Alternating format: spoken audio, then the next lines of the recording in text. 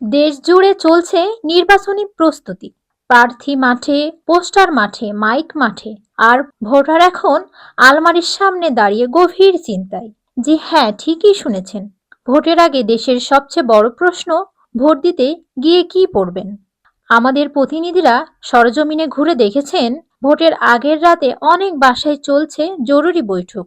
একদিকে মা বলছেন সাদা শাড়ি পরো, ভদ্র দেখাবে। মেয়ে বলছে না মা, একটু কালারফুল হলে ছবি ভালো আসবে। কারণ ভোট তো দেবই, কিন্তু ফেসবুকে তো আপলোডও দিতে হবে। এদিকে ছেলেদের অবস্থাও করুন। আলমারির সামনে দাঁড়িয়ে ভাবছে পাঞ্জাবি পরলে কি বেশি সিরিয়াস দেখাবে, নাকি শার্ট পরলে স্মার্ট লাগবে। বন্ধুকে ফোন, দোস্ত তুই কি পরবি? ওপাশ থেকে উত্তর, ভাই আগে বল, রোদ থাকবে নাকি। বিশেষজ্ঞরা বলেছেন নির্বাচনী ফ্যাশনের মূল লক্ষ্য হওয়া উচিত স্বাচ্ছন্দ্য। কারণ লাইনে দাঁড়িয়ে থাকতে হতে পারে 15 থেকে 30 মিনিট, বা কারো ক্ষেত্রে 1 ঘন্টাও। তাই টাইট জিন্স পরে গেলে গণতন্ত্রের আগে হাঁটুতন্ত্র বিপদে পড়তে পারে।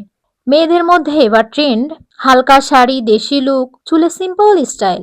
কারণ ভোট কেন্দ্রে ঢুকে হাসি মুখে থামস আপ দিলে ছবিটা যেন ভাইরাল রেডি থাকে। ছেলেদের মধ্যে জনপ্রিয় ক্লিন পাঞ্জাবি, স্যান্ডেল, সিরিয়াস মুখ, যেন বোঝা যায় দেশের ভবিষ্যৎ তার কাঁধে। কিন্তু বুথ থেকে বের হতেই সেলফি, দায়িত্ব পালন করলাম।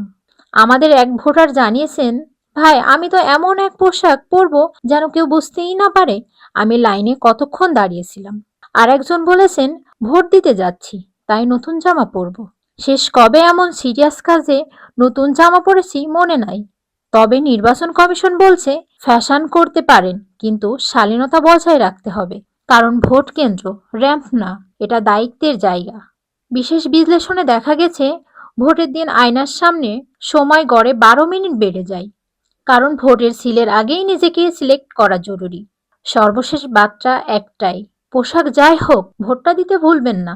কারণ জামা বদলানো সহজ, কিন্তু সুযোগ বদলানো সব সময় সহজ নয়। তাই প্রস্তুত হন, আলমারি খুলুন, ভোটের আইডি খুঁজুন, আর ঠিক করুন আপনি কোন লুকে গণতন্ত্র পালন করবেন।